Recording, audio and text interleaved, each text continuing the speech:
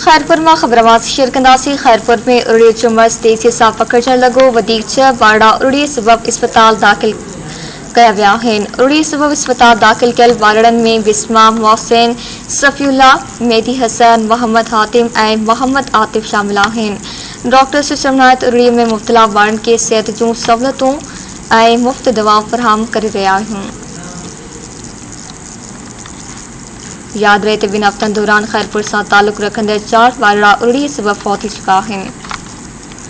खैरपुर मां खबरवास शेयर कई पिया। खैरपुर में उड़ीअ जो मर्ज़ तेज़ी सां पकड़जण लॻो। वधीक 6 वारड़ा उड़ी सबब अस्पताल दाखिल कया विया आहिनि। उड़ी सबब अस्पताल दाखिल कयल वारड़नि में बिस्मा, मोहसिन, सफ़ीउल्ला, मोहम्मद हातिम ऐं मोहम्मद आतिफ शामिल आहिनि। डॉक्टर सिस्टम नायत उड़ीअ में मुब्तला वारड़नि खे सिहत जूं समूरियूं सहूलियतूं ऐं मुफ़्त दवाऊं फराहम करे रहिया आहियूं।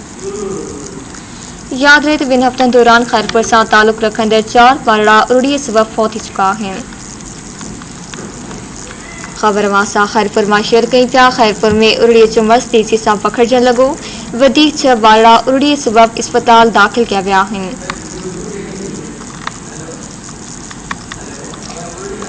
डॉक्टर सिस्टम नायत उड़ी में मुब्तला वारनि खे सिहत जूं समूरियूं सहूलियतूं ऐं मुफ़्त दवाऊं फराहम करे रहिया आहियूं। याद रहे ॿिनि हफ़्तनि दौरान खैरपुर सां तालुक़ रखंदड़ 4 वारड़ा उड़ी सबब फौत थी चुका आहिनि। खैरपुर मां तफ़सीलात कंदासीं। अली अकबर गोपान खां। जी अकबर आगाह कजो।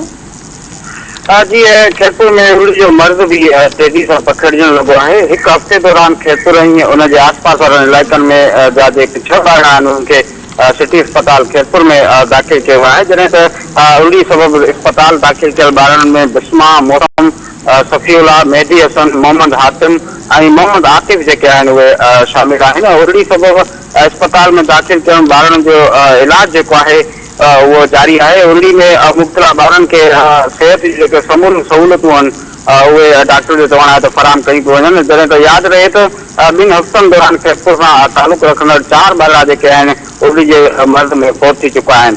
जी महिरबानी अली अकबर तफ़सीलात जे लाइ।